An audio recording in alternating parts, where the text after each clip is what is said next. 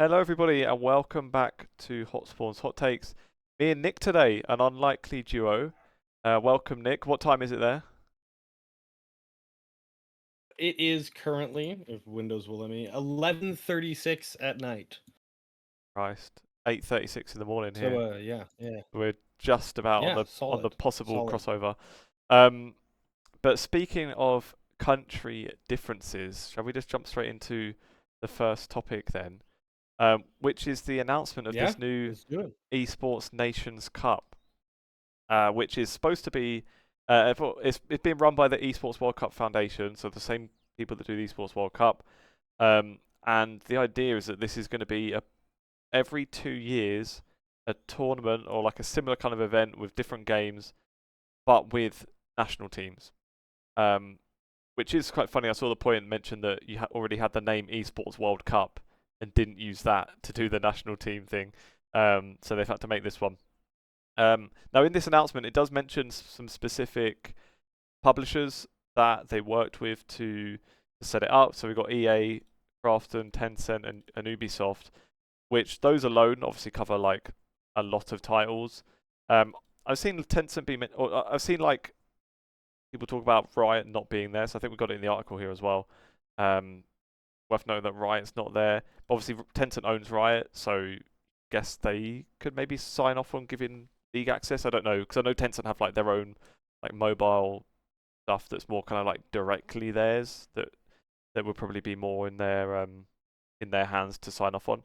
But a big one that I noticed was missing was Valve, which was more surprising to me, given that like the Esports World Cup, especially like CS:GO being the main one, was like bang on with them from the get go pretty much. So that's a bit surprising, but I think it's kind of implied that this isn't like a final list. This is just what, these are the companies that help set it up, and the first one won't be till next year anyway. So they've got all this time to figure out what titles and stuff there'll be. My question for you then, Nick, if there was a League of Legends tournament, what would be your Canada lineup? Ooh, okay, I know jungle is where it gets tough. So this was a question I was asking some of the Canadians at MSI. Jungle is where it gets tough. I'm going to go with Sniper in the top lane because he's more in practice. Theoretically, like if I had peak form Licorice, I think I'd take him over Sniper, but Licorice has been out of the league this season. Rip my boy. Hope he comes back. But let's go 100 Thief Sniper in the top lane. The only current active play Canadian jungler that I am aware of is unfortunately Dignitas Scheiden. There's nothing against Scheiden. As we may talk about later on in the episode, Dignitas players who leave Dignitas and do excellently as soon as they are not on that team is a pattern that we have observed. So we'll hope that once Scheiden's off Dig, he's out from under the curse. And then we're going to go with the world class bottom half of the map in Jojo Pyun, Masu, and Vulcan, which is just like Actually good. actually a championship Yeah, winning it's actually domestic really good. team, like actually really cracked. I think we will still lose to Team China and Korea, but yeah, I think that's a solid Team Canada. Top It's three 5 potential. active players and 3 like really good talents who Yeah. help sort of make me hope that we could like beat, you know, I think Spain, France, both gonna be really strong. Yeah. I'm just trying to figure out my UK lineup, and it's not looking too good. I feel like we'd have to be coaxing people out of retirement, like top lane especially. If you asked this a few years ago, you could get away with saying Alfari, but now I mean, barring an Alfari comeback, it's not looking too hot. Which I'm I'm just not looking at low against. low I'm a big pros. Alfari fan. Yeah, but I feel like that's kind of cheating a little bit. I feel like I should have to pick from active players. I'd go maybe Kerberos. I used to watch him in the NLC back in the day, and also he always had like a really weird champ pool. Like he wasn't like a one trick of a champ. He was like a one trick of split pushing. Like he would just love split push champions that were just completely like, especially in tier 2 especially when NLC had like nobody watching it as well, and the teams like weren't particularly great. And then he had one player that would just completely have to change the playstyle of both his team and the opponent team. It was just quite funny. So that would be like the Joker that they can pull out would be Kerberos top. I think jungle, I'm guessing No Name. So this is another tier 2 player, but he's like kind of one of those that's on the verge, like sitting towards the top of tier 2 for a couple of years.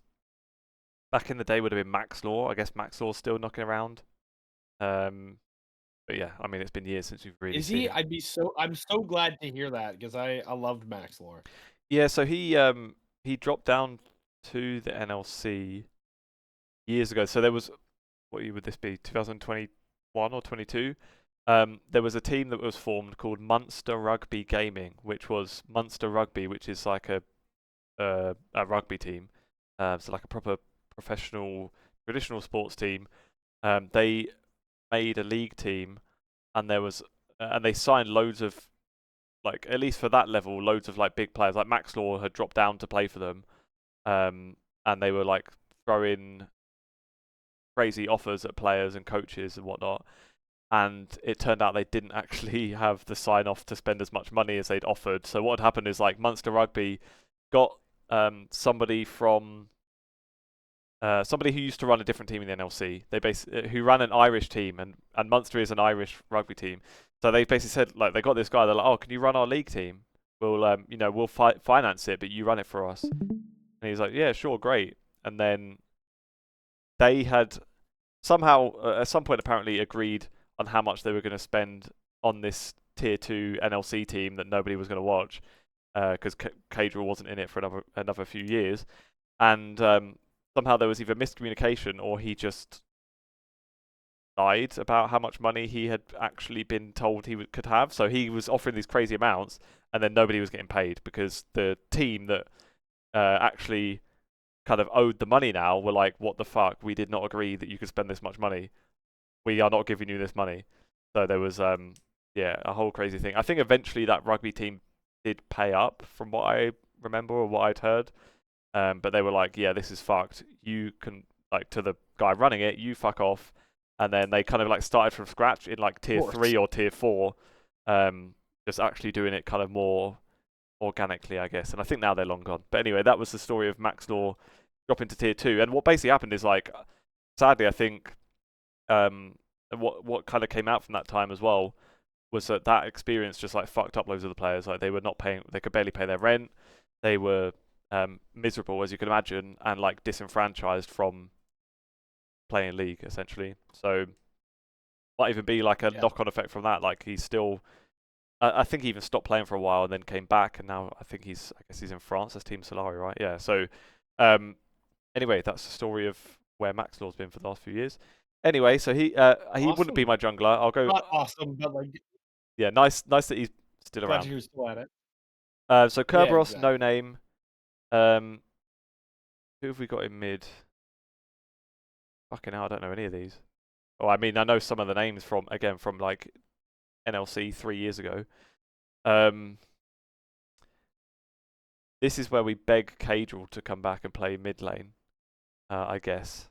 I'm not sure there's any other option. Saying that he'd play mid for Team UK. Oh, really? He said it? Oh, okay, fair enough. There we go. I definitely saw him say that, yeah. Maybe he was putting himself mid on his own Team UK draft. We might struggle for a coach after that, but we'll see. So yeah, we'll have Cadrell mid because we've got basically no other option. Bot lane, yeah, I was thinking Deadly. He's been around tier 2 for like, you know what? ages. For a coach, we can pull a caster like Medic, Vedius. I'd take that. There's Freddy 112 as well for rogues now. Na'Vi, I guess. LEC winner. I might.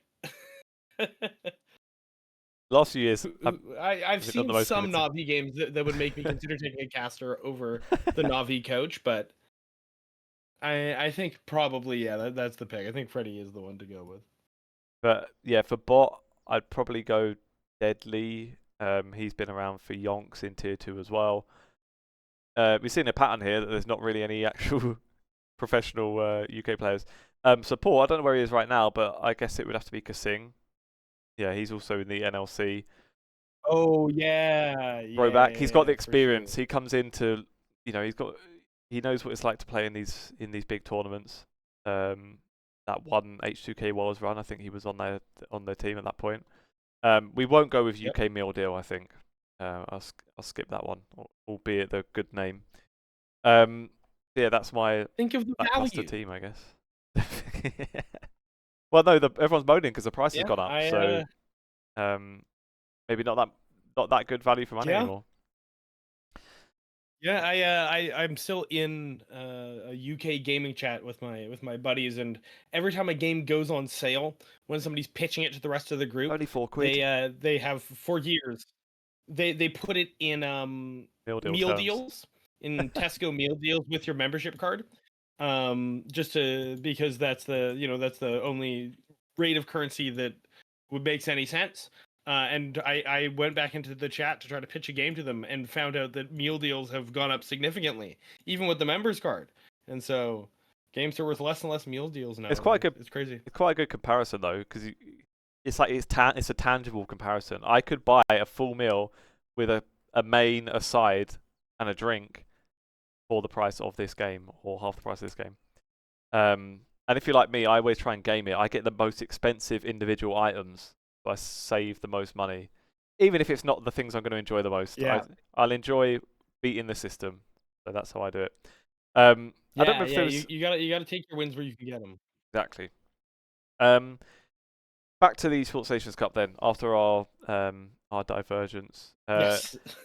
so this is one thing that was interesting, that it seems separate from the Olympic esports thing that's happening, which is also Yes. Saudi linked. Although I know it'd be technically the Olympics would like own it, but I think Saudi were going to run the first few tournaments or something. Yeah, and the first one's in Riyadh, Yeah. so certainly it is effectively just another Which, Saudi tournament. if we point out if we go back to the funny bit from when this was first announced by the Olympics, let me find. Oh, was it not in this? But basically, oh yeah. Oh, where is it? I can't remember. The bit of when they announced that they'd picked Saudi Arabia as like the host for the first few years because they were like aligned on their views of of women and yeah, the stuff you can imagine maybe someone told them to write and isn't actually true. But anyway, and that's of course a downside of Maybe, this. It's Esports World Cup run, so of course it has like the sports washing ties and all of that. And again, it's in Saudi Arabia where there isn't an organic fan base really to fill out a big event like this. Like we've seen with the Esports World Cup now, the first year the crowds are like totally dead. This year the teams are being given money to ship fans in so that there is a rowdy crowd. But at least the silver lining on this one is that it does say the first one's in Saudi Arabia and then it's supposed to move, which is good. That's clearly a plus on the Esports World Cup, that it could be hosted elsewhere as well. But yes, yeah, yeah. that's pretty much it. And I guess the other difficulty is like, how do you decide who's running things for each country? I don't know who would decide that. Would the Esports World Cup get to decide that? It'd be like the Olympics trying to tell you who should run your your athletics divisions and stuff. I imagine the best way to do it, like just logistically, is going to be copy the Asian Games, because they do a similar thing where, like, as best I can tell, because there was a controversy a couple years back about like Koma saying that Kespa was interfering with him coaching the Asian Games team and like resigning and stuff. But certainly the idea that like you go to the coach first and then you let that coach pick their team. Yeah. I figure that's just sort of going to be how you got to do it, is like the person who's going to be putting in the most work to prep for this team and to like put it together. You just got to let them pick the 5 players that they think are best to do it, probably. Yeah, I think that makes sense. And I guess with the Asia Games, I don't know about the other countries, but and I know like you hear some dodgy things about Kespa, but at least like they've been established as like an esports kind of governing body sort of thing for like many years. Like just speaking from like the UK, for example, there is this thing called British Esports, which like says it's the governing body, but like nobody really decided that, so they just got created and said we're the governing body, and like they do marketing talking to politicians and all that. Like maybe they do some good work. To be fair, I don't really know like the details of it, but if there was like a League of Legends tournament, I don't see why they would automatically be the ones that get to run it and choose who's playing. So those are like the closest things you could put in charge. But then again, like who has the authority to decide that? It's a bit of a funny one, really. What Yeah. should we go on to next? What Yeah, since you're here, Nick, let's maybe do the Yeah. LTA next. I realise I need to make Sure. sure I've got Sure. the right. It's been an interesting couple of weeks in North America. We are at our top 6. We have had 2 teams eliminated from playoffs. Unsurprisingly, that is Disguised and Dignitas. At the bottom, they have lost the first like proper elimination matches in lower bracket, and sadly will not be moving on. And that leaves us with 100 Thieves, Shopify Rebellion, C9, FlyQuest, Team Liquid, and I'm forgetting the last one for some reason. Isn't it But Disguised? we've got our top 6. Oh wait, no, what? Yeah. Sorry, Dig is the only one eliminated from. Sorry, Lion. I'm mixing up Disguised and Lion. I'm mixing up Disguised and Lion. Yeah, Lion fell out against 100 Thieves. So and Disguised is still alive though. If we're frank, I don't see them going much farther in this playoffs. Really, the big news is the Shopify upset into C9 that we had. Nobody saw it coming. Even C9 thought they were going to win heading into it, and then Shopify managed to pull out a very scrappy and messy 3-2, which puts Shopify confirmed to be in Texas. They're going to get the chance to play off, and then also should get the chance to qualify for do the little Worlds qualification thing between LTA North and LTA South.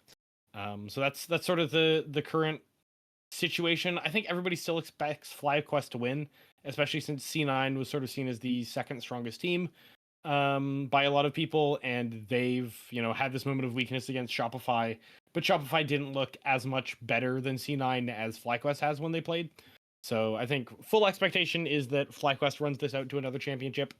But the real story will be who is accompanying FlyQuest to the interconference event as a chance to qualify for Worlds, because especially like after Esports World Cup and MSI, I don't think it's guaranteed that we get anybody more than FlyQuest to Worlds this year, especially if teams are struggling.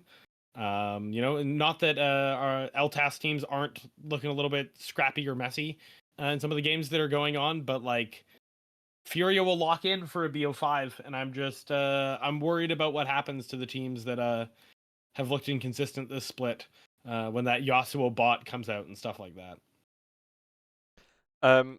So you're not too confident against the South teams then. So I was just checking. There's 3 teams that will go to Worlds overall. Yeah, and I'm confident for FlyQuest. However, pretty much every other team has looked really inconsistent this split. C9 has their down moments. Team Liquid's in this weird rebuild split with UG, that clearly wasn't, in the plan for the start of the year. Shopify's sort of surged up in the standings, but very much because like the people that, if you sort of read off the accomplishments you'd expect to be propagating the top of the standings, don't look as good as they should. Team Liquid don't look as good as they have in previous splits. C9 obviously, lost to Shopify, has looked shaky. And it's not that I'm necessarily worried. It's just that like I watched the South teams play at Esports World Cup. I watched them play at MSI, and if teams are off their game going into that interconference event, like I think there's a real world where we could see like FlyQuest and 2 LTAS teams going to Worlds. Which more power to them. It would be hilarious to see. But I'm hoping that the teams look a little cleaner by the time we get to interconference, because what is going on in playoffs is not necessarily confidence inducing. because those Southern teams love scrappy, messy games where people are just fighting for no reason, and there was a lot of that going on in playoffs, and so I'm not too confident that we can stop some of these LTAS teams from getting into the scrimmages that they want in these games. Really is what it is. You need to go back to the NA RAM roots. Sit in mid, make them all come to you, Yeah. and you scrap them there. Yeah, we've expanded from NARAM now to just like there's so many objectives to fight over the map. It's like every scuttle, every grubs, every herald, every autocon, every dragon. Like unless there's just so much fighting. There was I'm forgetting which game it was this weekend. There was an insane like 4v4 over a scuttle crab. Just like both teams were in top river really wanting that crab, and they just dueled to the death for it. What's going on Yeah. with Yeah. Dig? Because I know I saw you put it in our doc, and I was checking against. Well, I'm guessing it's to do with Yes. these interview quotes that we've got, kind of from both sides of the Yes. top lane swap. So there's an So interview that if I'll just read some of the quotes quickly. mhm. So there's an Yeah, interview do the thing. from Surti since he's gone to Lion, where he Mhm. says, I don't want to name names. Oh, so he got asked kind of what was the problem on Dig, basically, because he made a tweet saying, "Guess I wasn't the problem," like kind of having a laugh with it. He said, "I don't want to name names specifically, but the environment on Dig was really bad. Like, for example, one time after scrims, everybody was really depressed, and I was trying to be happy, and I legit got told, 'Why are you happy?' And then I just stopped trying to be happy because I was like, okay, I mean, like, my bad." The environment was terrible to the point where I had to go to the gym on my own to get them to organize things for us to do outside the game because we didn't talk to each other outside of scrims. Everyone was always depressed. You get the idea. And then Photon, who was his replacement, in a separate interview. So the first one was with Sheep. This is an interview Photon did with NA Men. And he said, "When I first came here, I saw the team mood was really depressed. They were so toxic. I think I tried to be positive. Individually and as people, I don't think these 5 players and coaches were a good fit together." Um, that one is especially crazy for the player that's still there to say that. Yeah. Yes. And this is like stage 2 of the Dig drama. So as you'll well know, Dignitas has kind of consistently been one of the worst teams in the league over and over and over, split after split. Um, and it doesn't really matter who you put on the team. It seems to be dysfunctional. Earlier this year there was the Dig season where they had a strong week 1 and they were kind of memeing like, what season? Dig season, baby. We're coming back. And then now you have many of those players off of the team. Sven on Cloud9 being like, yeah, no, we needed something to rally the team around because we were losing every game. It was awful. Like we were just having the worst time, and we just needed like a joke to rally ourselves around.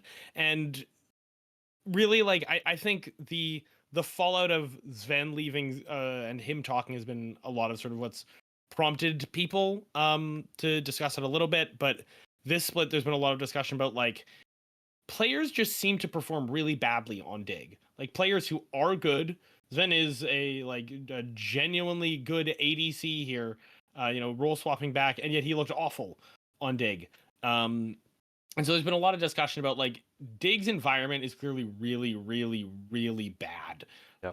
To have these kind of consistent results roster to roster where like, there's comments being made afterwards and then they go to another team with like not even necessarily like better talent or whatever, and they look happier on broadcast, they're more themselves. And so there's been a lot of discussion about like what's going on. Surti, for example, since he came to Lion because of Zamudo's visa issues, he's talked a little bit about like how bad just the experience was working on Dig. And then really recently, disguised XU, who was also previously on Dignitas, said like on the main broadcast said, "I'll just name names. It is the general manager of Dignitas who's doing this. Like the coaches are fine, the players are fine, but like the general manager is making the environment so toxic and awful to play in that every player is just seemingly cursed by just like, what Photon's talking about, this like really toxic, really dysfunctional environment. And at the same time, like, it's one that I think a lot, like, the players don't feel and the coaches don't feel stable in. Dignitas has gone through 3 coaches this year. Like three this year. I've interviewed 3 different people who coach Dignitas, and I have a new one every split. And so it is very clear when you have this many players speaking out and this much turnover that, like, not to mince words, something is rotten at Dignitas. It's there is something fundamentally wrong with the team culture there, that so many players go there and just end up feeling like demoralized and just crushed. And losing at Pro League of Legends is tough, but I don't think Dignitas, is toxic because they're last place. I think Dignitas is last place because there is something toxic there. And you hate to see it. There's just something about the Dignitas brand that's cursed. Maybe it's the European country that they share their name with, and they really should rebrand away from. But yeah, it seems like appropriately, Dignitas is the place where, like, players' mindsets just go to die. Yeah, it is funny that like I don't think it happens here in Europe, but like for like the screenshots I've seen from but like depending on what, well, I don't know, just what country you're in, when you Google Dignitas and then it is like the name of like an assisted dying company, and and you get like mental health warnings and stuff, and it's like Google doesn't really know for the league fans, but they're actually doing a helpful job even for the league fans that are trying to find the team. I think it's like, are you okay? Are you okay? Uh, Yeah. then there's just there's I was excited when the brand came back into the league, because obviously OG brand, Scara, a bunch of like legends Beauty, played all on that, it back yeah. in the day.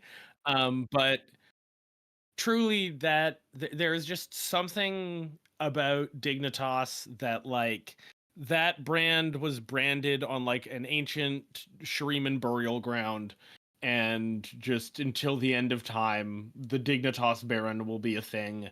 Um, yeah, and the real thing is, like, all of this discussion is just like, I want to see backroom change at Dignitas. This year has been like the most disastrous of a series of really, really disappointing years.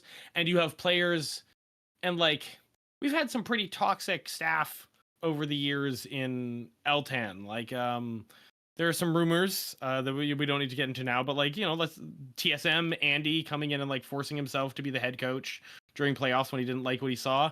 You did not have players coming out and being like, Andy Din is the problem on the main Yeah. broadcast.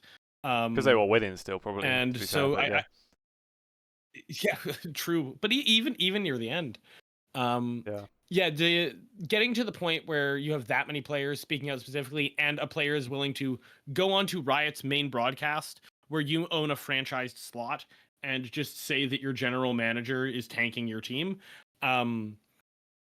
That's something I have never seen. I've watched League of Legends for 15 years. I've watched LCS since it started. I've never seen a player go on the main broadcast and be like, that guy there, that general manager is the problem. And so where there is smoke, there is fire. And so if Dignitas rolls back in with the same back end staff into next year, like, at a certain point, I start wondering about, like, there are clauses about Riot being able to kick you out of the league and sell your Yeah. slot. If you don't do well enough, Riot can take that slot back, pay you out, and get somebody else in. And so yeah, I hope for change from Dignitas. I would love to have another competitive team in the league that treats its players right, but that is not apparently what we have right now. Yeah. Because like, there's the benefit of having them there as one of those like legacy teams and the names that everyone associates with the LCS or LTAN. But then yeah, at this point, if it's been like years where they're just like, they're not. I mean, you can kind of forget that they're even there if you don't like follow the LTA closely. Like me, for example, when I think of LTA, like that, and the teams that kind of pop into my head as the ones that I associate with it, they're not even really one of them that I would think about, because you don't see anything good come from there really. And it's funny. It kind of reminds me almost of like a light version of like Manchester United, the football club, where it's like an English football team who is kind of different in the sense that they had loads of success for like many years, like in terms of like winning championships and so on. And then for the last like 12, 13 years, they have this kind of constant rot where they have players that are good. They've been good elsewhere. They come to Manchester United, they're shit. They leave immediately, they're good again. They change the manager, they change the coach, and then it keeps recurring the same things.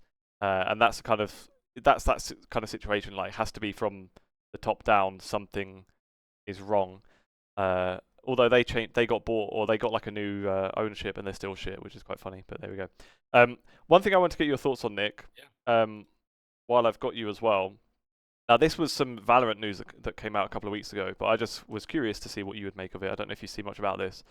That in Valorant, there was a rumor that the Americas League that they have in Valorant, which kind of seemed to be the blueprint of what Riot kind of used to do this merger of the LTA, there's rumors that in Valorant, in a couple of years, they're actually going to split it back up, or split it up and give the South American teams their own league. Your thoughts, as someone that's kind of suffered having it go the other way? So, I mean, I guess like we like so. The truth is, I like the idea in theory of North versus South America. Yeah. And I think throughout this year, it is continuing to get better. Like, we've seen some really cool performances from the Southern teams at EWC, where Furia did really well, at MSI again, where, you know, these teams did perform really, really well and seem to be on the come up. They're boot camping during MSI if they didn't make it to the event at the Riot studio. And I quite enjoy it. But I just don't understand why we completely rebranded Yeah. the sort of what we had. I'm not sure if I'd want to break them back out, because I think that, like, come 2027, I think at that point we'll have put in enough work that, like, this could be a viable format. You know, this year I've found myself becoming a fan of some LTAS teams, some Southern teams, which is really exciting, because it's like, you know, getting excited about somebody in the other conference that you're gonna get to play later on. How do they match up against your team? All of that's really fun. I think by the time it's 2027, you got to stick to your guns if you're Riot, at least on the format. But there have been some rumors that we're being rebranded back to LCS next year, which I think is step one to me. Is just like, probably change the name for the South League as well, especially if it's just about matching the Northern League. But yeah, 2027, like, by then we'll have had 3 events. We'll have been building up storylines across the conferences. There will be rivalries, yada yada yada. I think if you're gonna split them back, you have to do it immediately. Like next year, Yeah. you go oopsie daisy, pull the ripcord. But if you want 2020, like, if you want us to spend 2026 caring about the format, which, like, the LCS or LTA North desperately needs right now, it just needs people caring about what's happening. I think the worst thing you could do is do another year of this format and then cancel it. And then you don't go either way. Who knows what Riot's gonna do? But there certainly have been rumors that were like, that I could see go in line with this, that the league might be getting expanded out next season. We may see some familiar brands returning to the LCS in black and white. But all of this is unconfirmed at the current time. But, like, Yeah, I for Valorant, I think I don't know the specifics too much. I imagine it makes a lot of sense. Yeah, the issue with in Because Valorant is like where it is just NA and one. It yeah, is one league. There's not like any kind of split at the moment. So there's yeah, the one league where all the Brazilian teams and obviously the Latin American teams are all based in LA, and it's like the costs are way higher than they need to be for Brazilian teams, and they can't really engage their fans because they're not in LA. So for them, it does make a lot more sense. And I think you're exactly right, actually, that um, the thing that confused me, well, yeah, firstly, like the brand, that if you're gonna have two leagues, even if they join at the end, there's no reason those two leagues couldn't still be called the LCS and CBLOL. I don't think. Like, I get that the CBLOL is Brazil and there's a couple of teams that aren't Brazilian, but uh, most of them still are, right? So I don't see the problem there. And then the merger bit for playoffs is cool. Like, that is a fun thing to have the regions come together. So I think it makes sense. Just put the old brands back, but also make sure that like every split has inter-regional stuff, because that was the weird thing as well when there was like some things at the start of the year and then a massive gap with nothing, and then you're like, okay, so what is the point of this if we go like 6 months without playing each other? So yeah, I think those two things like help massively get the old brands back and just actually play each other more. Yeah, apart from that, I don't think you need like a 100%, yeah. completely revert to how it was. Um, yeah, I was No. just intrigued And as and to your and I thoughts. oh, yeah, go ahead. Oh, go on. Oh yeah, yeah, but the other thing was just like a note that like, well, I was skeptical at the start. The more I watch of LTAS, the more I think that like these teams are just good TV, man. They're picking Azir top. They're picking Yasuo Rakan bot. They're giving hilarious interviews. Like their fans are engaged. Um, I think that like for all the complaints of like LTA North is boring because like outside of the top teams, why am I supposed to care about anybody? These games are bad, and it's like, have you seen some of the air quotes bad games in the South? They're great to watch. They're like awesome. People are talking about how the Rise, aka Fry's group in the LCK is one of the best. And just straight up, like I love the games that the Southern teams get like make happen. And so like I want to keep seeing our teams play against these teams. You don't have to revert the format, but I think you revert the brands, and then you move from there. But who knows? Who knows? I suppose we'll see. Yep. Do. Okay, let's jump across the Atlantic then, and we'll cover the LEC a little bit. Although I'm kind of the closest representative, and I've not followed that closely the last few weeks, so we'll do our best. But I know just Yes. yesterday the group stage has come to a close, and that was a weird thing as well. Mhm.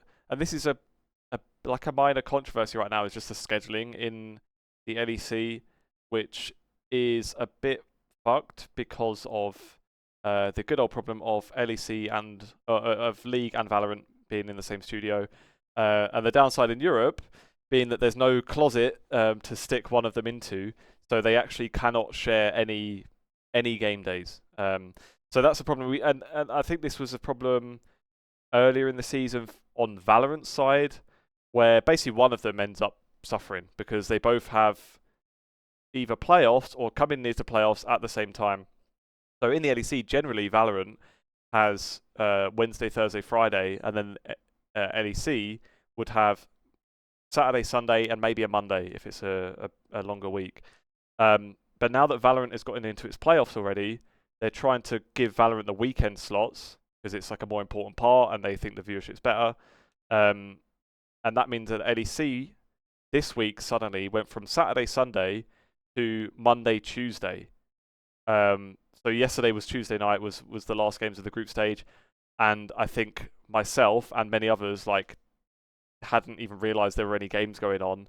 And I saw Dom tweeted like a screenshot from the Twitch feed, like in the first game's draft. So still it's like early in the broadcast, but it was like 9K viewers, which is pretty abysmal for the LEC.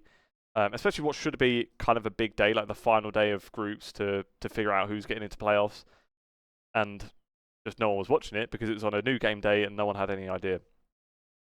So yeah, that's all fun and games because funnily enough, Valorant had the other end of the stick, where again, because they're trying to make sure Valorant gets to do at least its playoffs on the weekend, during stage 1 happening earlier on in the year, then the playoffs did kind of overlap a bit more. So the LEC is still in its groups, so that's fine. The LEC kind of took a back seat this week so that Valorant could go in front.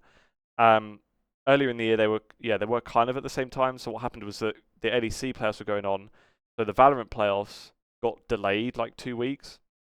And then what that meant was that ahead of Masters Toronto, which was the global event happening after those playoffs, the VCT EMEA teams had like 1 week of prep. Every other region had 2 or 3 weeks between them. And there was like significant patch changes happening before that as well. So it was like a big mess really, and the EMEA teams were not pleased. So yeah, it's just this struggle really, where I don't know what the solution really is for this kind of thing, because they do, like, you understand why they share the studio, because Riot has got these studios. They forked out millions of dollars or pounds or euros to make these state-of-the-art studio/arenas, and of course they've got to use that then. And if they don't have space, like I've had a tour of the Berlin studio. I don't know that, like, it's the rooms that are there are all like there's like office spaces and stuff where maybe you could stick a couple of PCs. They have said in like press announcements in the last couple of months that they've got I can't remember what they called it exactly, like high performance practice areas where teams can like scrim from. Rooms. Yeah, and Yeah. I think it was announced as part of their Ascension tournament, where there will be so Ascension is like what teams play to promote into VCT, and their Ascension tournament for EMEA this year will have some LAN games that just won't be on like a full broadcast with fans. Instead, the players will be playing from these performance rooms, which kind of made me think, I wonder if they are getting ready to be able to play maybe VCT from there a couple of days while the LEC is running at the same time. I don't think that is the case. I don't think that's. I think that has to be it. Well, so I've asked and not gotten a clear answer about it. Although it's been indicated that that's not the plan. So I don't think that they're planning to be able to do simultaneous games. Which is I don't really know the reason why. Maybe there isn't like the proper space to at least even have it look good on broadcast. Like, it's literally an office room. It's not like a backstage. Like, it's not like a studios area where I think they can have these things. But either way, this issue is just going to keep happening then. I don't really see what the solution is. If they're going to be in the same building and they're going to be going ahead roughly at the same time, which is inevitable, then one of them is going to have to prioritize either that or have them like in the morning, maybe one day, and another, and the other game has the afternoon slot or something. But even that is like a massive headache, because it's like a very long day for everybody working there. You've got to shift the fans in and out. You've got to shift the teams in and out. So I don't know. Yeah, a bit of a dilemma, and I don't really see what the answer is there. But either way, the LEC has got its top 8 teams. Na'Vi are out. Shock. Yeah, I don't really know what the plan is there. I'm guessing there has to be like a proper overhaul now that Na'Vi's in charge. Like, I think I saw Yamato saying it, that he'd spoken to like the ownership at Na'Vi, and like and felt good that they like really want to actually be a successful team and they want to win stuff. Which obviously Na'Vi's like a massive org, so that makes sense.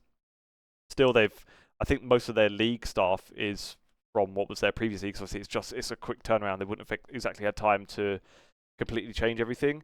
What is kind of fucked up, I guess, or disappointing, is their jungle situation with Thega, who came in his, like, the way he's explained it, just had come in thinking he was just the LEC starter, and at the same time they signed another jungler and openly said, like, we're signing this guy, but he's not going to play right now. He's going to play next year.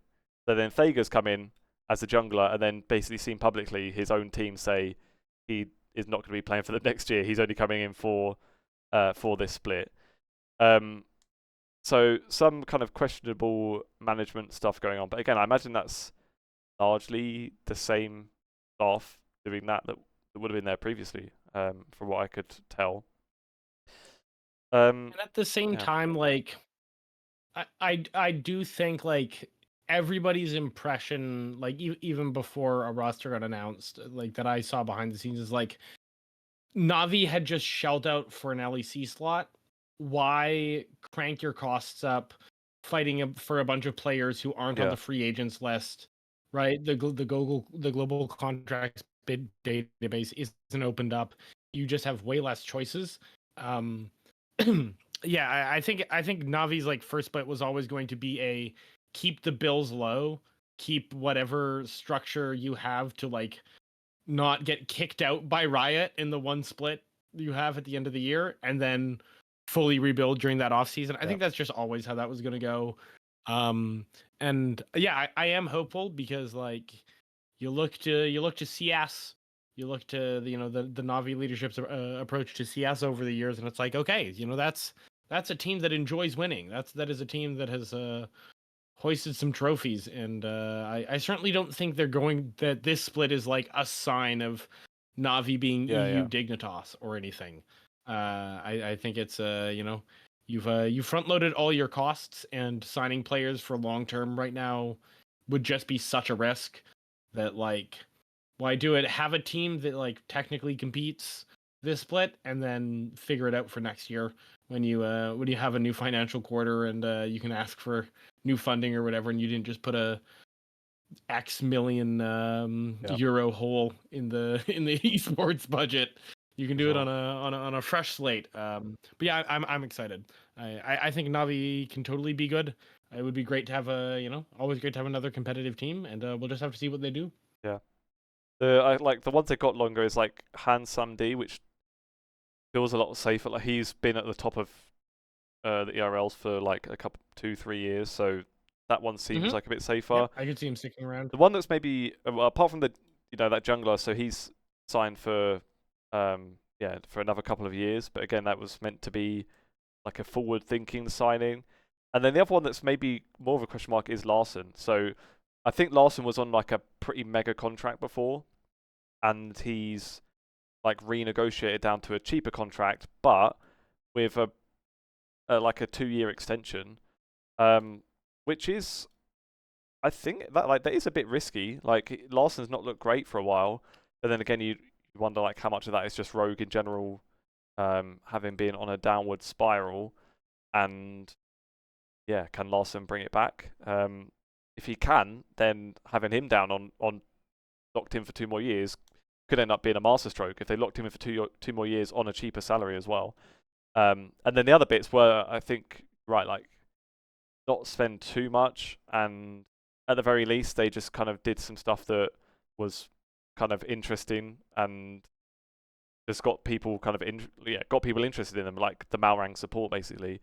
Like we've got this player here already. He's under contract till the end of the year. He's a bit of a mental player. Let's just let's do something a bit wild and at least try and get some interest in Na'Vi for these last few months, while there wasn't really too much to play for, like you say, without kind of spending big to go for a world slot or something. Yeah, there you go. The other one out of playoffs as well is SK. You kind of worry they're in a bit Rest of a in peace. Yeah, they're in a bit of a similar thing as like Rogue was in, where they've kind of gradually just getting forgettable.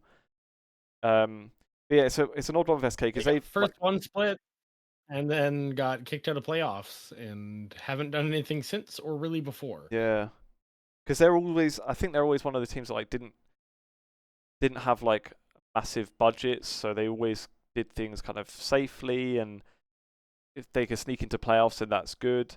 And it's not like, I don't want to like knock them for it. Like they were a sensible team. They're not I don't think they were like a big VCT money team. Like they have just this like legacy org that's generally just been run like smartly for many years.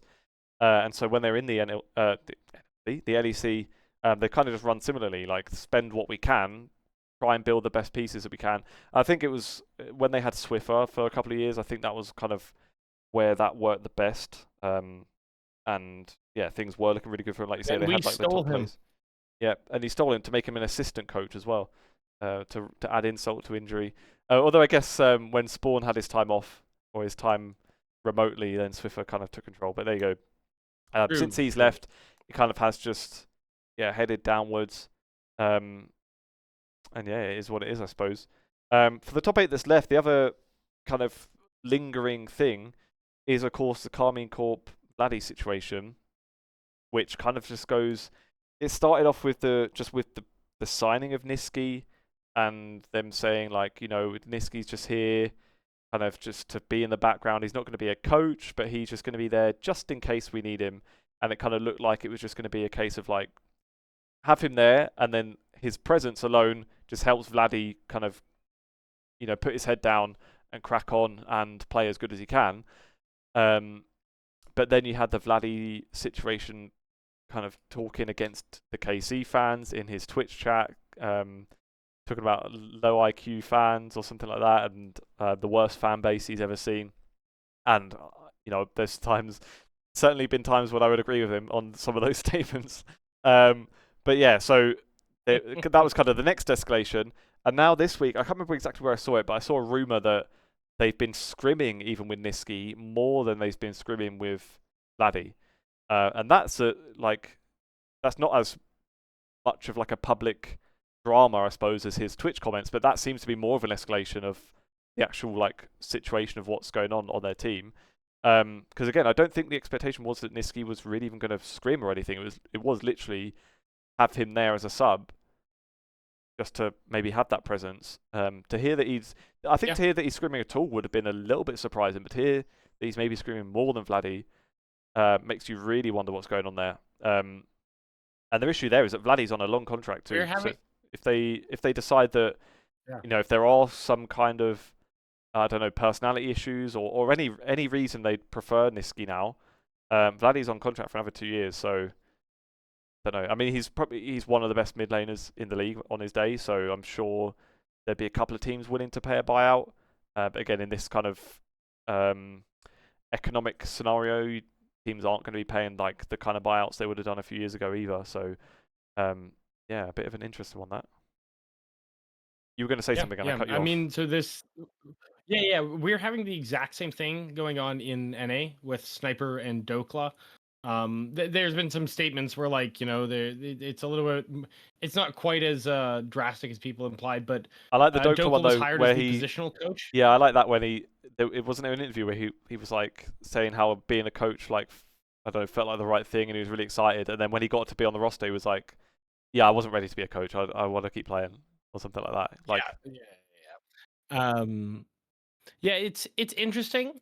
I think it's like theoretically good to have these kind of rosters going around. I should hope that the Vladdy thing is not the reason that he is not spending time on the roster, because it was pretty clearly a comment made in the heat of the moment as somebody who had lost a game and gotten a bunch of really, really, really brood DMs from fans who feel like they have the right to be like really out of pocket and personal. And that's not just a KC thing. We've both worked in esports journalism for a while. We've interviewed a lot of players. Fans, a loud majority or a loud minority of fans feel they have the right to be just so supremely awful to these players because they lost a video game and the fan was hoping that they would win it. And so I should hope that's not the reason. If there's anything else going on, obviously, like, more power to him, make the decision. But yeah, like I think it's theoretically good to have players working cooperatively if that's what's happening therein. Because these are people who know the game at the highest level, especially like people like NISQY and Dokla who have so much experience of playing on the tier 1 stage that like just having that in the room, as long as it's a collaborative environment, I'm sure is a net positive, right? We see people like Dom and Medios kind of like chipping in on Cloud9 coaching and kind of working with the team in a sort of adjacent, not entirely like full-time like official capacity. But we see CFO doing their 6-man with Oyster. No, sorry, not Oyster, Rest and Driver Driver. and Driver Rest. and who's the Rest, isn't it? yes, yeah.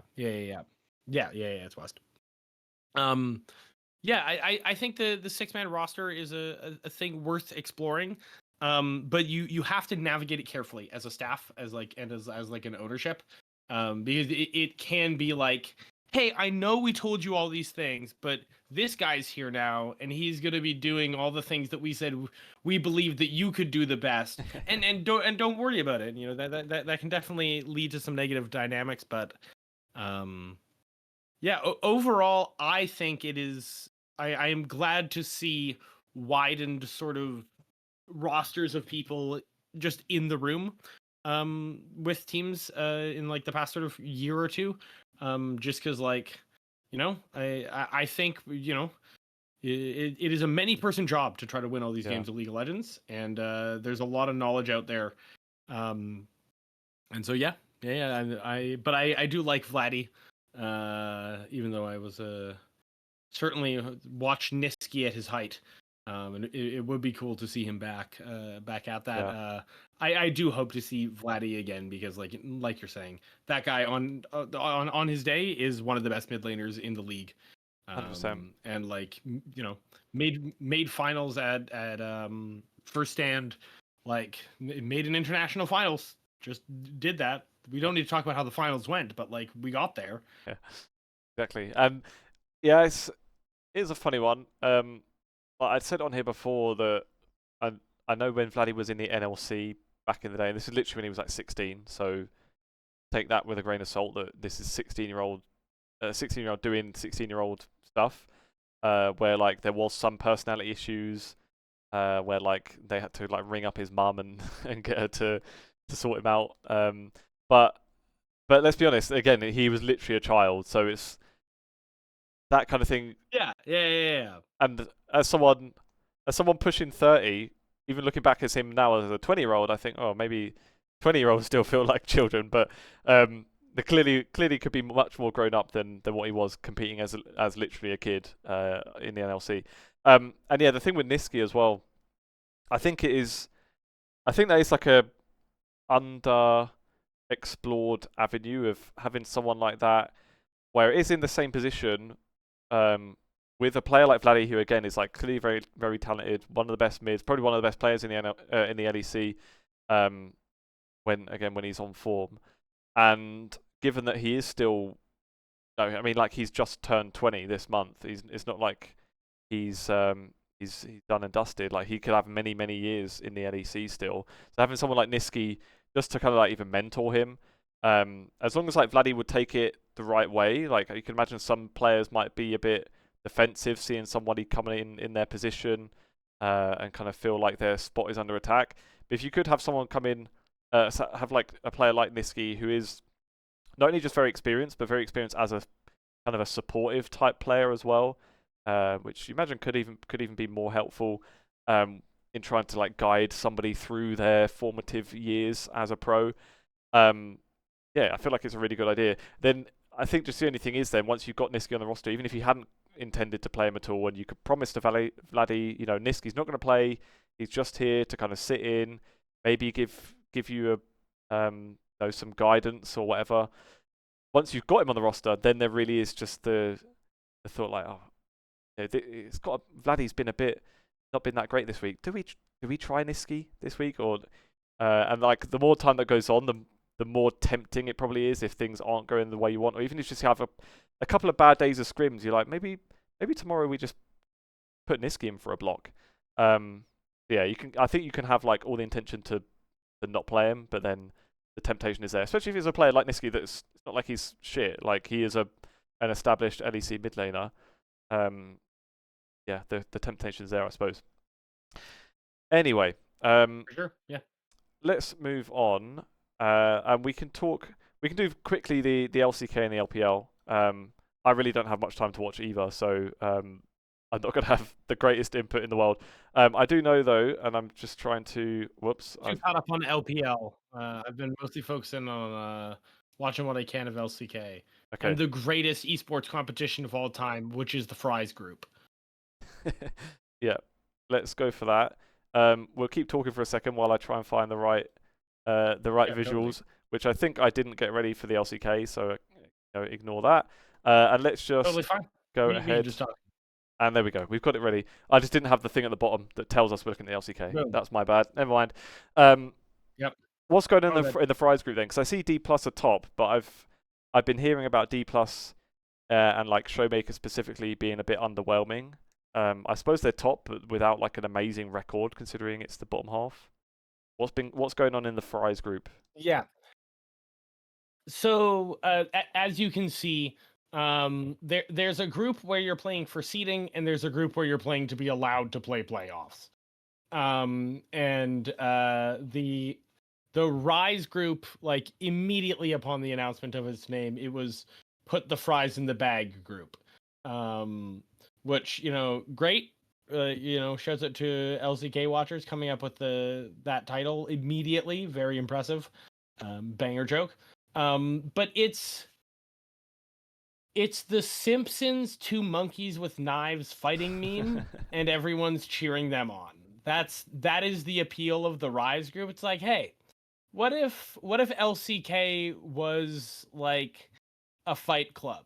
What if you just got to watch nothing but these teams who, you know, like I'm talking about you know, with LTAS versus the North, like it's just good TV, man. Who cares if it's good League of Legends? It's really fun to watch, and there's some pretty goofy plays. I believe I can remember a Scion walking in behind Herald Pit away from Morel support, and then flashing over the wall, ulting at the Rel, who walks away, but walks away the wrong way, so that she then has to flash over the wall, and they end up right back where they started, except they're both put down flashes.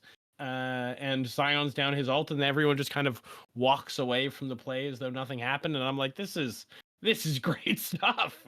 This is what I've signed up for. That's the appeal of it, really, to me, is like, it's the most low stakes LCK games you've ever seen in your life, and that's awesome. Yep. And then you've got, like, you know, the sweats, the tryhards up in the legend group actually competing, but down here in the the monkey versus monkey matchup, where the chimps have been given shivs, it's just good. Like every game I catch from this group is just entertaining to watch for one reason or another. And yeah, it's been good, and it makes great content for, like, you know, when you're watching through a co-streamer and like everybody's kind of bad in this group. Everybody loves watching like Dom and Kadril and whoever like lose their minds over a bad play, and you just get that back to back. And then also it's still LCK, like you'll still see good mechanical plays and good moments, but the it feels like LCK, but like if Benny Hill music were constantly playing in the background. Yeah. And I just love that. Yeah, in the upper group then, I guess unsurprisingly, Gen.G have finished top. Shocker. They did have one loss to T1. So, you know, poor by their standards, I suppose, but there you go. Top is all right. Still alive, baby. Don't you worry. You'll hear Yeah. more about this at Worlds. And KT, I've done a classic KT of when you thought they were when I thought I was out, they pull me back in. But yeah, so they've won a telecom war. I don't know the last time this maybe happened, but yeah, 2-0 against T1 as well. Again, just once you finally accept that KT are done, series? and then suddenly they give their fans hope again. Yeah, listen, you know, their name, if I recall correctly, comes from roller coaster, and they have stuck to that name. Thinking you know what this team is doing because you've observed them do it repeatedly, and you try to build an opinion from like an extended amount of behavior and patterns, is just a trap. it's all vibes based. Whatever you think, it's the opposite one next game. Though the truth is, like, they've been kind of bad for many a year now, and it's just us old heads being like, back in our day, KT Rolster was really, really good. But yeah, it's awesome to see, and I'd love to see them go somewhere. But the simple truth is, like, KT have won some series in previous years, and I have yet to see much from KT that impresses me even after those series. So congrats on the telecom war. If we see them at Worlds, I think we can talk more, but I would not expect to see the KT Rolster flag flying in China this year. Fair enough. Fair enough. Hedging your bets, understandable. I think you've been stung before. That's what Which I'm getting means from they're this. gonna make it. Which Yeah, means they're gonna yeah. make it. Like, as I just said, I think I know where I stand on this team, and that means, like, they're gonna win the whole thing. They're beating Gen G now. Yeah. The other conversation I see coming a lot from this as well is BDD being back after, like, when he kind of first broke into the LCK, was like one of the strongest mids, and then just kind of had these years where basically, he just wasn't discussed amongst, like, in those conversations of, like, who are the top players in the LCK or the top players worldwide. I can't remember what year it would have been. I guess 2023 when he would have been at Worlds. Yeah, Worlds 2023 with KT. I think I interviewed him then even and like kind of asked him about that situation of having been one of the best and then have these few years that are a bit more quiet. That year obviously he'd gotten back to Worlds, which was good. Because also he's in, like, a unique position, I guess, only alongside, I guess, like Faker and Trovy that we know of having military exemption. I mean in terms of mid laners, because I'm sure that was confirmed some point this year or last year, that he's got exemption through, like, this scenario where, like, if you didn't complete high school, then you get made, like, a reservist, and if they don't call you up for a couple of years, then you're clear of not having to do it. So I guess his name was basically on the list, like, already earlier on as a reservist, and he could have been called up at any point over the last few years. And since he wasn't, that means that he is now exempt and he's not going to have to go. So that's kind of a unique thing for him. He's 26, still got a few years in him, I'd imagine. And yes, now is, like, performing at that level again. So that's, like, a nice comeback story. If it continues, and if KT can not fuck it up at the last moment, like they have a habit of doing. We'll see. 100%. It definitely does have to do, like, if you haven't completed your high school degree, then you don't get called away, like, Deft or whatever was dealing with for a while, or like we think of as sort of like the deadline really being there. I love BDD. I remember when he showed up, like, the best Talia in the world when she first got released. This guy was the best player on that champion there was, and he's had some years since his sort of breakout where he's not doing the same. But I mean, listen, if there were a ton of players better than BDD, he probably wouldn't still be in the LCK. He's still clearly defending his spot well enough. But yeah, I'm hoping BDD is back. I'd love to see some of these old heads.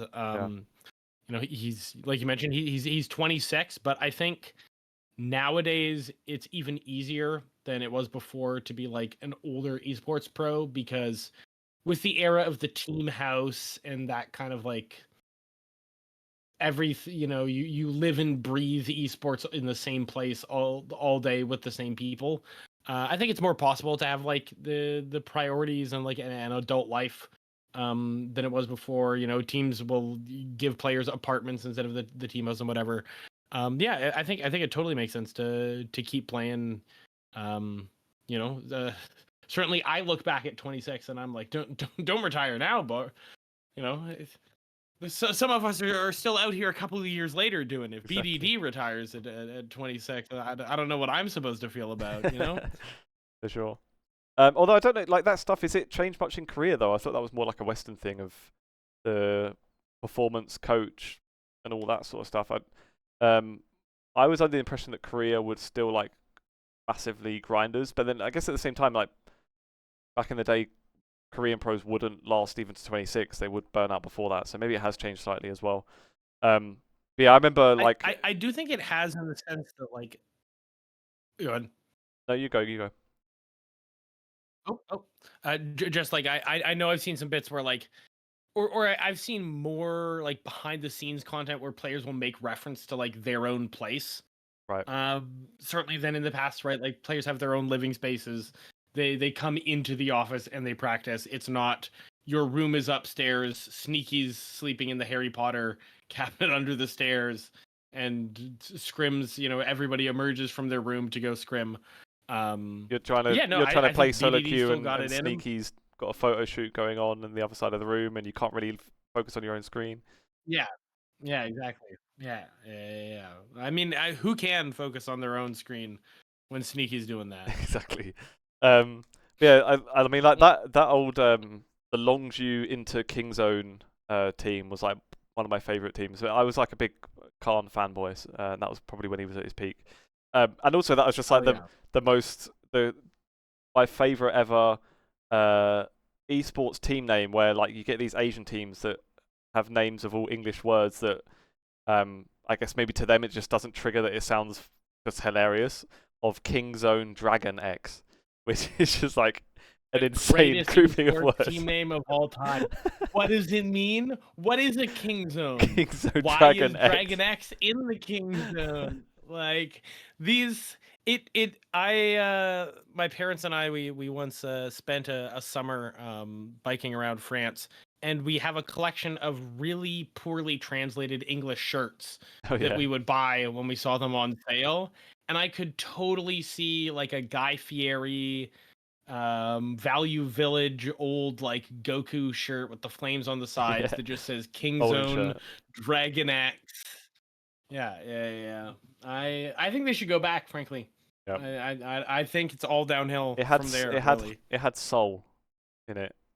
Better than like, well, that team is now it had aura. That team is now DRX with no, and the DRX stands for nothing. It's just DRX.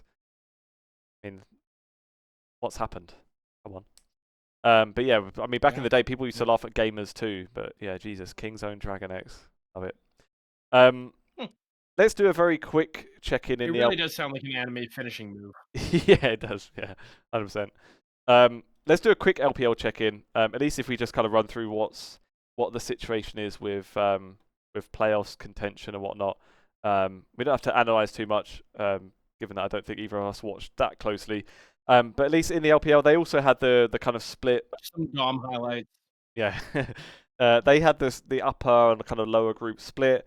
Similar thing as the LCK, where the upper group was basically planning to go straight to playoffs, whereas the lower group was trying to get into like kind of like a pre-playoffs play-in or like early stages of playoffs.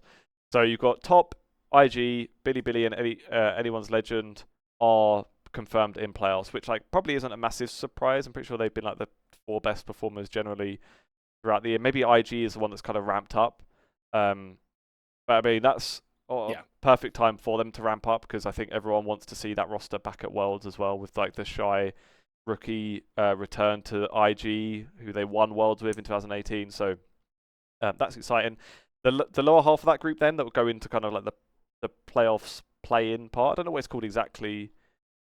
Yeah, I don't know, because I don't want to say the wrong name. But anyway, yeah, the grand finals play-in will be Weibo, JDG, WE, FPX, and then from the lower group, you've got NIP, EDG, LGD, and Ultra Prime have snuck in. So poor Thunder Talk and LNG are the only teams out of the 14 that are out now. So see you later to those guys, I guess.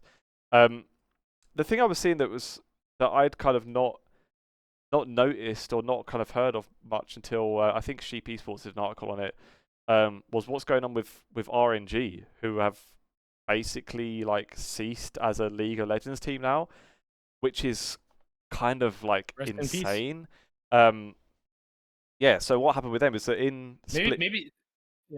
In Split 2... That's the thing for us old heads to talk about when we're not watching LPL. Exactly. So in Split 2, I don't know if yeah, so I guess in split two there were two teams that were to be relegated from that bottom group, which is an interesting kind of development in itself because like the LPL has been this like mega huge 16 team league for all these years, because just the Chinese scene is so enormous. They seemingly had 16 orgs they could fill it with enough interest. But I guess kind of like the esports winter is hitting and a couple of teams are kind of faltering. I mean, RNG, we'd remember them from back in the early days here, where you see all of these first place, winning MSI, winning LPLs. Obviously, back in the day, they had obviously Uzi was like their franchise player that everyone remember. Pretty sure which was the worlds where they could have won really. Like I'm thinking this one. I think 2018 Oh, was like I think that was the one where yeah, it was like the Ardent yeah, yeah, yeah, Sensor. yeah. They had Uzi like at the time thought of as the best ADC in history on a meta which is like purely ADC based with the supports buffing them up 24/7. And yeah, they basically were expected to walk worlds that year and just completely smash it, and they got knocked out by G2, whose What a bot great lane world! What whose a bot great lane world! was, if we as a reminder, Garnon and Wadid was their bot lane that knocked out RNG. Yarnan and Wadid in the G2 vacation year, I believe, who were so bad at bot lane that they were like high prioing Heimer bot Yeah, because they Garnon would was like a just Heimer push you one into trick. your turret. Yeah. Yeah. They would just and they would play generally like weird high wave clear stuff, and they would go, "Our bot lane is worse than yours, but that doesn't matter for the first 10 minutes if we just shove a wave and leave, and just do that on repeat." And like, oh, that whole year of Worlds was just like crazy Yeah. series over and over. Because that match was one that basically perks like just solo carry that best of five. It was like probably, in my opinion, Yeah. probably the best like single series performance from a Western player like at an international ever. Yeah, I the would think famous it was. Yasuo play at Raptors, like And his interview straight up afterwards with highlight Shocks, reel. where he's just like exhausted and just like can't even speak. Um, anyway, we're talking about RNG, so that's a bad a blip on their record, but that was a year where they were fully expected to win worlds. They'd won the LPL twice that year, so they are this like historic team. They'd been to, I mean, previously there was Starhorn Royal Club, who I think was I want to say season 2 worlds, or did they go twice? I remember Uzi had back-to-back world finals. I'm sure it was Yeah. both I with want to say them. they went back to back. I'm going to quickly fact check so I don't say anything wrong. Um, World Season 3 and World Season 4, yeah. So Starhorn Royal Club, who is RNG but a previous brand. So yeah, Worlds finalists, MSI winners, and then suddenly in the LPL, in Split 2, or like the spring split essentially, the bottom two teams from the lower group were to be relegated. RNG was one of those teams. So RNG actually got relegated from the LPL. Now they actually had their academy in the LDL, which is like the tier 2 in China. So they had their academy there already. Their main team got relegated to there. And then what happened is that they did not field a roster. So if you actually look at the LDL for this split,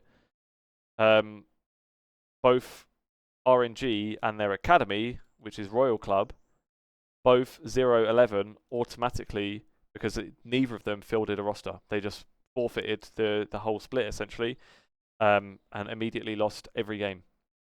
And it seems to be they've got like huge financial issues. I'm pretty sure Uzi is like literally in a lawsuit with RNG, and they're like getting money from Uzi's Hall of Legends skin to be able to fight him in court, which is pretty nuts. But yeah, it seems like That's what I was going actually to bring done. up. Is all of this happening in the year that Uzi, who of course is known as like That's in my the team mind you're that's associating with. RNG Uzi. Yeah. Yeah, that RNG Uzi, that set of 6 letters goes together. It's not 2 sets of 3 letters.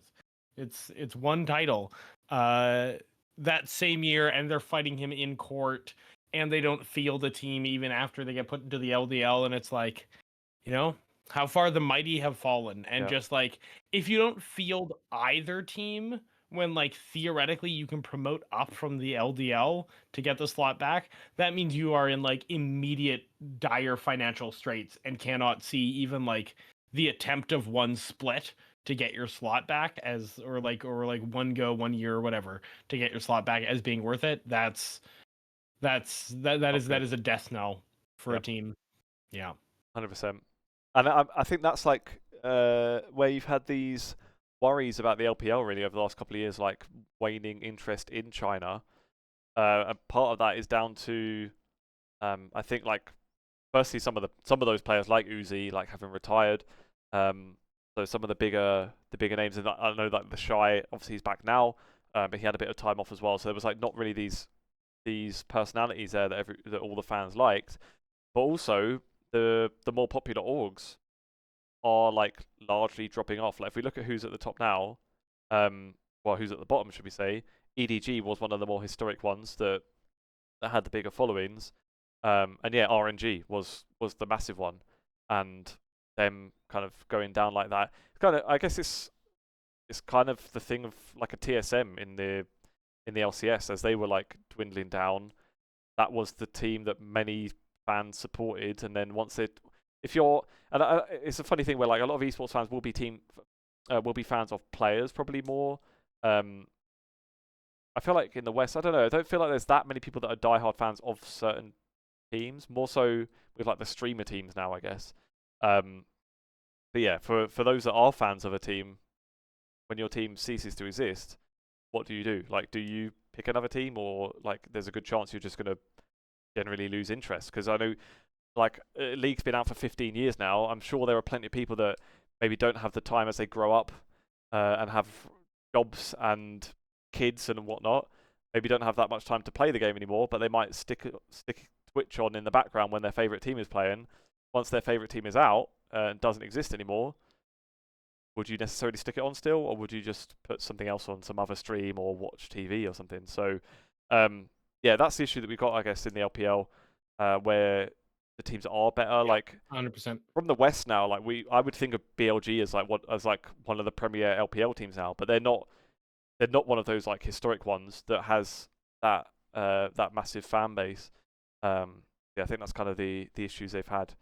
And RNG Well, and being there no longer is like very crazy. few orgs have managed to transition that historical success to like current success. And like, you know, as much as I hate to admit it, like, you know, the team, a lot of the teams at the top are newer orgs with newer ish like lineups who've cemented themselves much later. And I think now I don't know how true this is for China, but certainly I think a lot of the pressure on like TSM and those other orgs that caused a lot of them to fall out of these leagues was like that, like we're talking about the 2016 to 2018, 2019, 2020, maybe even like VC boom, where ridiculous amounts of money went into these teams behind the scenes, with promises of like, this is the next NFL, right? Yep. Like, look at how much return we could possibly get off it. And it ballooned operating costs everywhere, player salaries, building giant facilities, everything went up with the addition of that. And then we've seen it with TSM, we've seen it with other orgs across esports, is like those VC checks are coming due, and the return is not there, and there are contracts saying that you need to pay this much back to here and this much back to here. And yeah, it's tough. It sucks to see them go. It feels like yesterday that like the letters RNG was like what the scariest letters you could see across from your team. Literally.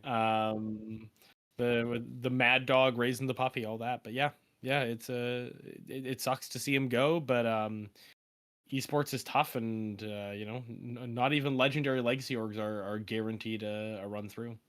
Yep. For sure. Let's end on maybe a more fun note.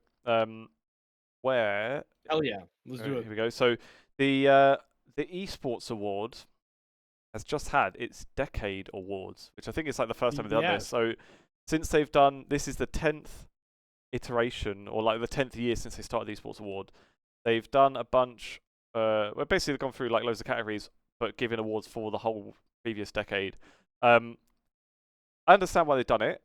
It's also a Kind of bit a weird. mini lifetime achievement thing. Yeah, but it's also a bit weird that decade awards are happening in the middle of the decade. That does seem kind of funny to me. But in any case, so we're basically these awards are for Yeah. 2015 to 2025.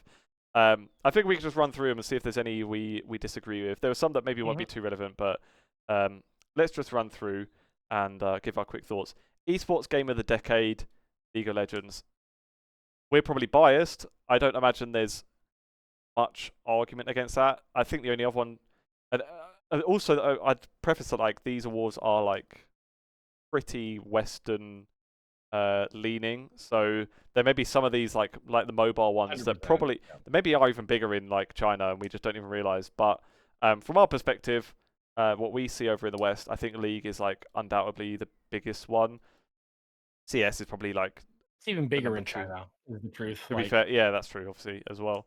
But yeah, I think League is like pretty much no-brainer. I get that CS has like loads of bigger events, but just like Worlds alone is just so monumental. I think it's hard to argue against League. Like CS and Dota have the problem of being just like they are excellent games, but they are niche and they lack the pop appeal of League. I don't know. I don't Whereas, think I like, don't you feel know- like CS is that niche. I think the benefit of CS is that it's like easy to You're right. follow. You could kind of jump in and just like if you see someone shooting someone's head, you know they're doing a decent job. True. But yeah, I true. think like This is good. think of like how difficult sometimes League can be to follow if you're new to it, especially like Dota. That's another massive esport. Dota's like League but on hard mode, so yeah, that's Yes. even more difficult, I think. Yeah, for sure. Anyway, so I think that one's fine. I gave a thumbs up. Esports Personality of the Decade, Nadeshot. This one's like kind of hard, I guess. Like I don't know what you'd say is the exact criteria of this. Pretty much all of these are massive personalities.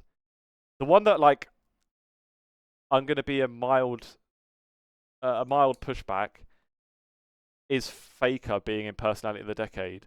I get that he's one of the most important esports people, but then what do we mean by Personality of the Decade? Because let's be real, Faker doesn't have much personality, does he? Isn't Faker's whole thing is that he's just like stoic and doesn't seem to talk much. He's a and very just reserved, very polite, very purposefully spoken dude. Yeah. I don't know why he's here. I don't think you can be a personality and like an active player still winning world championships right now. I have no problem with Faker and like his demeanor and that is fine for the best player of all time. Like that's why he's lovely. Got that longevity. Like he just is everything about the game. Doesn't get into any nonsense, no dramas or anything. So it's fine. I wouldn't then class him as like one of the biggest esports personalities. I think that is a bit strange. Yeah, I guess I don't have a problem with Nadeshot winning it. All these other ones, like the streamers, I guess I could have seen like any of those winning it. So, I've not got much argument against that one, I suppose. I will say I was a little surprised to see no Shroud on the list, because if we're talking about like streamer of the decade, let's talk 2015 to 2020, and there's like Shroud he's on is streamer of the one decade. of the biggest figures in.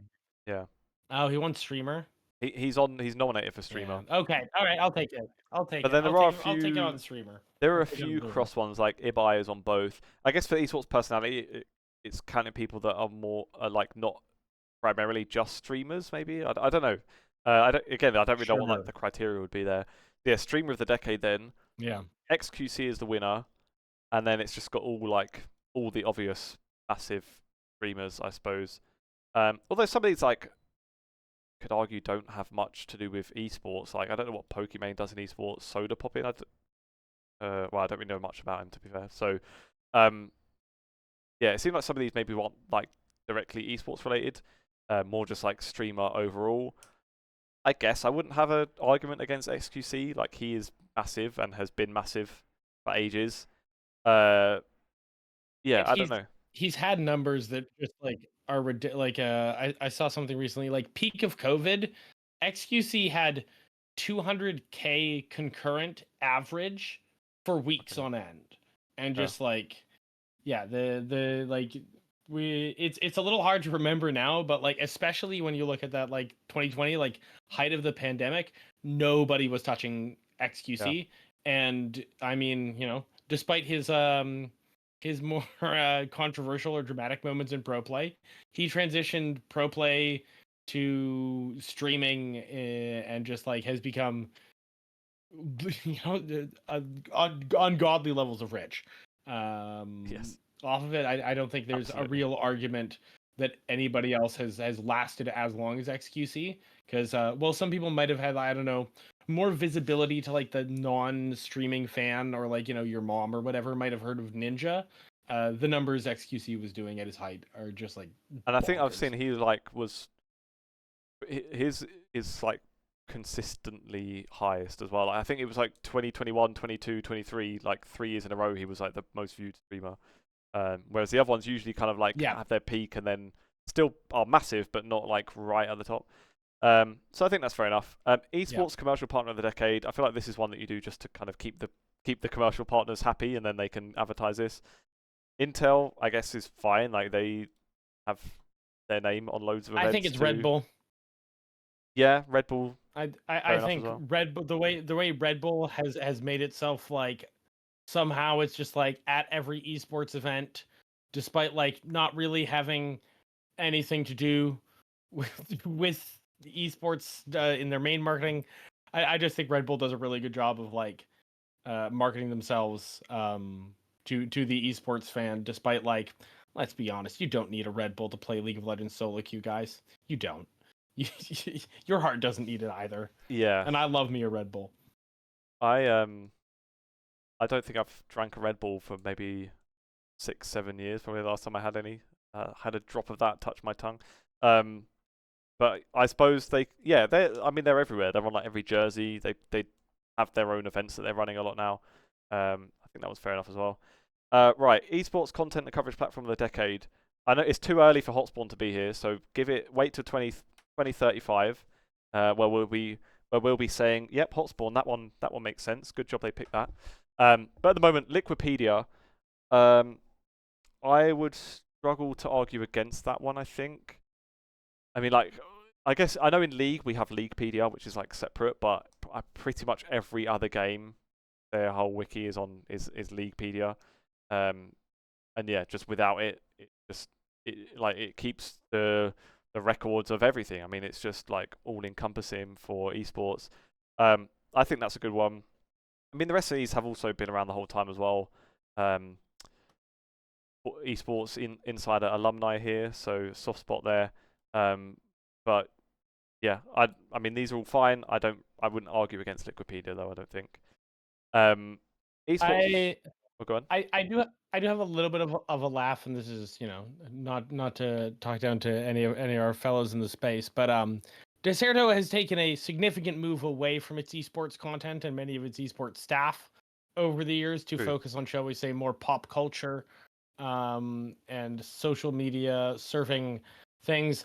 I can see why they're nominated, but Deserto in 2025 does not feel like it would have been a fair winner of content and coverage platform of the decade. It's the difficulty with this, I guess, to try and like avoid too much recency bias as well. Because I'm trying to think like you have to try and Yeah, reference how you see these now compared to also how they would have been in 2015 too, which is obviously difficult. true, Um, true. And like they did have. Listen, I wrote a ton of stuff I was really proud of for the Deserto YouTube channels and stuff. I certainly think that they've done a great amount of work, but then you look at that time frame and you're like, yeah, Liquipedia is just doing it all for every game, silently being used by every caster, every journo, every scriptwriter. exactly. Like, yeah, the Liquipedia has saved me more times than I can count, so it's got to be.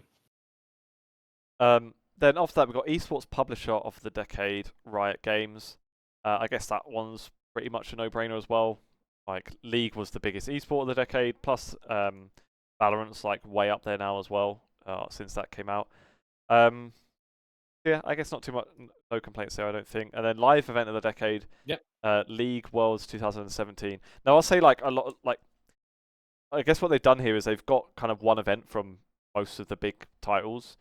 And as someone that doesn't watch most of the other titles, it's hard for me to say like, yes, this is definitely better than the E-League major in Boston or whatever else.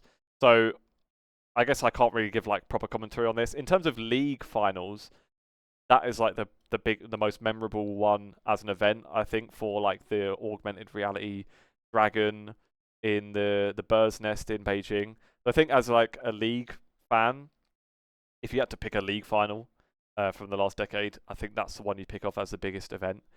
What about you? I also know that like the 100%. I think it's 2017 finals in particular because like what they did with the augmented reality projection with the dragon, that just won broadcast awards at just like industry things because that was a huge technological thing to do at a live event, to be projecting onto the screen in real time of that live event. I thought 2017 finals still stuck in my heart. I think there's been some amazing moments along the way, but like the first time they brought those kind of graphics in and you saw the elder dragons swooping into the bird's nest, that was a level up moment for esports broadcast. My only other nomination is whatever event they introduced the 3-lane camera at, because holy cow, I cannot believe I watched Pro League of Legends without the 3-lane camera. That would be my only other one. Yep. Fair enough. Then we've got PC Player of the Decade. Now, again, as League fans would probably be biased, this one is absolutely a no-brainer. What I did find funny here... No notes. What I found funny was in the nominees having Caps as the other league representative. So they got 2 league players nominated, which was Faker and Caps. And this is what I was saying, like, I feel like there has to be like a Western bias on this. If you think of who have been the 2 best league players the last decade, Caps is obviously the best Western one, I think, but certainly you wouldn't say worldwide. It's he's Caps the second. Chovy. Like, I think it's probably Chovy, but like maybe or like Knight, somebody like the Ruler longevity. or Ruler as well. yeah, Deft. right. Like, come on, you can't say Caps is the second best league player in the last decade. You can't. I love Caps. I truly do. Like, and this is across all esports.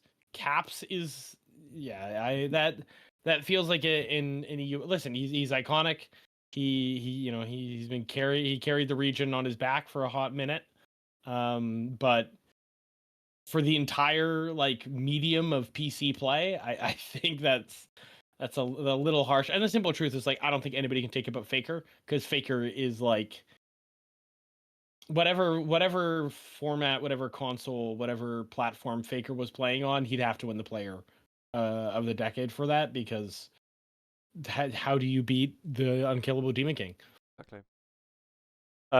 From the Valorant perspective, Aspas is the only player here, which if you're going to put a Valorant player, I think that one's fine. Like, he's many people's greatest player. Just individually, he's always insane, and he's got a habit now of like joining a team that has never gone to champs or never gone to a global event, and then suddenly he joins and they start qualifying for global events. The one question mark against, I guess, is just that, again, this is like 2015 to 2025, and Valorant, it's only in its 4th year of esports, and only the 3rd year of its like proper built up circuit. So that's just like the one thing that's like, of the decade, whereas Aspas has been at the top for like 4 years out of those 10. That's a bit of an odd one, but anyway, I think they just want to kind of even it out across games, really. Esports Breakthrough Player of the Decade, ZywOo has won that. Now, I don't. Yep.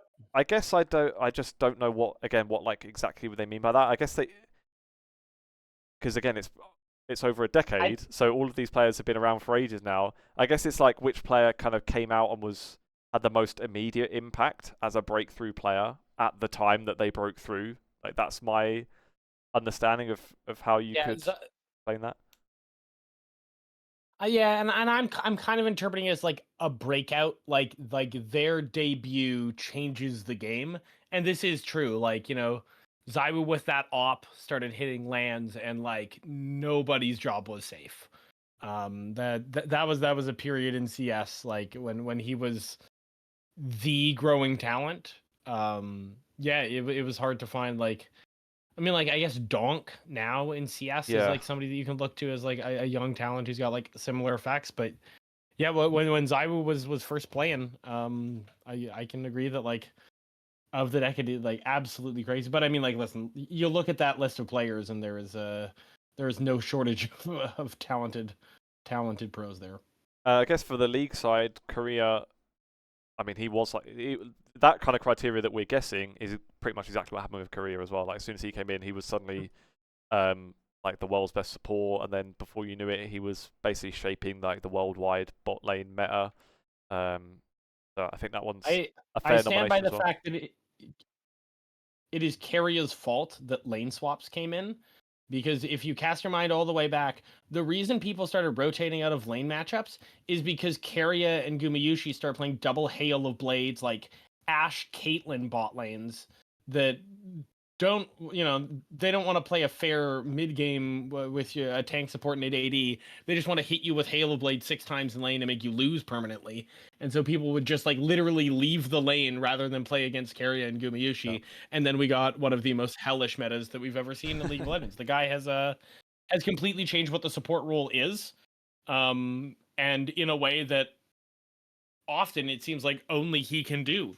Like, Carrier will do a thing, and somebody else will try to do that thing, and they will look like they are boosted.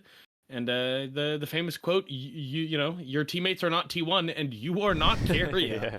This man is allowed to do things that are completely illegal for any other support player to do.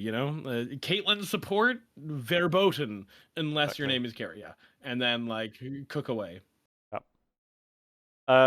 Right, after that, esports controller player of the decade. I have absolutely no insight into this. So I'm just gonna say it's a farce, and these are terrible nominations, every single one of them. No, just kidding. I have no idea. Yep. Esports coach of the I decade. know that Scump deserves to be up Oh there, yeah, yeah. but I that's know. about all I I know. think him and like Sonic Fox. I think are the only names I even recognize here. Just because they're massive personalities in their fields. But yeah, esports coach of the decade. Winner Coma. Yep. As from league, I think that's another one that's hard to argue, unless you're making the argument that Faker is really doing the coaching and Coma's like the more so the manager maybe. But yeah, hard But to not go even against that, I Faker's guess. making that argument. So Yeah, exactly. Potter's in there from Valorant, which is I would struggle to argue that there's really any Valorant coach that should be in there. Again, well, actually, to be fair, she was from CS as well. I'm not sure what maybe she was doing stuff in CS Potter. actually before, yeah, like within the decade. So maybe I could be chatting shit. Oh no, I don't think she coached. I'm pretty sure she was doing broadcast stuff. I'm on. Because she was Guess definitely commentating at the start I'm of on Valorant, right? Liquipedia right now. Shout out Liquipedia again. Yeah, I mean, she was Question still answered for that one. playing. She was still playing CS at the start of this decade, and then was a broadcast talent, and then only in the last few years transitioned to coaching in Valorant. Obviously, she won champs with EG in 2023, which is a massive achievement. Don't get me wrong. Just again, like, Huge. is there longevity in coaching to be a coach of the decade? I don't think there is. I don't think there is for any Valorant coach. Not one that someone, when you think of like comparing it to Coma, I know obviously Coma won, so you wouldn't directly compare it. But Coma, who's won Worlds however many times with T1 over that last 10 years, there just hasn't been time even for a Valorant coach to do that. And also in Valorant, like the leagues are so, like there is a lot of parity still in Valorant. There's no league that's like massively ahead of the others, so there's still not been one team that's kind of had a stranglehold to see its coach win loads of stuff over many years. In fact, I don't know, I'm pretty sure Mini, the old Fnatic coach, is the only one that's won 2 global events. So you could maybe even make the argument for him as well. Anyway, I think Coma's fine. Esports team of the decade, T1. Again, I don't think there'd be any arguments there. This was the other thing as well. Again, with League, G2. Would you say they're the second best esports team, or the second best league team of the decade? I think this maybe has more argument than Caps as the best player, because G2 are in a weaker region. I think there's an argument. in terms of what they I could think do there with is an argument. with like the situation they're in, G2 pretty much did as good as possible, really, to have gone to a Worlds final, won an international event. Yeah. And for how many years did we just talk about like, oh, it's a one-team region, G2's Exactly. keeping all the viewership and like all the internationals, like, yeah, I think there is a strong argument that like you can put G2 there because of just like how much of the EU fan base was just like about G2. Yeah, definitely. Yeah, I I guess think the that's only other good. ones, I was trying to think who else, like maybe Gen G, but then again, that's one that hasn't really been around the whole decade. The last half of the decade, they've obviously been incredible. And then who do you go for? Maybe in the LPL, RNG perhaps, if they didn't cease to exist, could have unironically been up there. But there we go. Esports. Oh wait, so that was esports team of the decade, and then you've got esports organization of the decade. So Organization. I guess yeah, team is like how yeah, this is game specific. So organization in a certain team, whereas organization on the whole across all divisions, you've got Team Liquid as the winner, and then yeah, all the kind of usual suspects, I suppose. But actually, to be fair, Gen G are in there as organization of the decade, but their league team wasn't in team of the decade. Funnily enough, so that's an interesting one. I guess I wouldn't have much I argument just against Liquid. I wouldn't have much argument against most of these because a lot of they've them are like performed a lot cross of other game. esports. Yeah, like pretty much all of these are orgs that are big in many esports, which I guess is kind of the criteria here, like which ones are massive orgs and well-run orgs. Yeah, I guess Team Liquid is fine. I don't really have too much argument against that. And then we've got one more, which is esports on-air talent of the decade.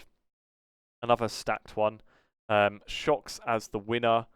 I think that one's totally fine. Like I can't imagine anyone has got an argument against that. Like Shox probably is, yeah, basically is the pinnacle of esports talent. Especially in terms of hosting, like there's nobody I don't think that comes close. And to be fair, plenty in here that are hosts as well, like Golden Boy, Zoe as well, that also have their own legacy in esports and across different titles. But I just think that yeah, it's hard to argue against Shox really. Dash as well, obviously in Yeah. there. Yeah. Yep. But just yeah, nobody's doing what Shox is doing the way she's doing it for the amount of time she's been doing it. Yeah, no, I think Shox absolutely deserved it, and you see that from like everybody else who was nominated here. When Shox won, they were like, yeah, that was gonna happen. 100%. And that was it for the list, and I think that brings to a close the episode. I think so. We've been going bloody ages, actually, to be fair. So about time you could stop listening to me talk. But there we go. Thanks for your time, Nick. It's been a pleasure. I had a lovely time. Good to sit here and shoot the shit. And it's update. It's now like 1:25 in the morning. But we've sorry. Listen. I've taken worse evenings than that. You could do it with a Red Bull. Pleasure to sit down and talk. I'll grab a Red Bull and boot up my Intel PC. Yeah, exactly. Right, yeah. Thanks again, Nick. Yeah, thanks for watching and listening, everybody. And we will see you next time. Catch you later.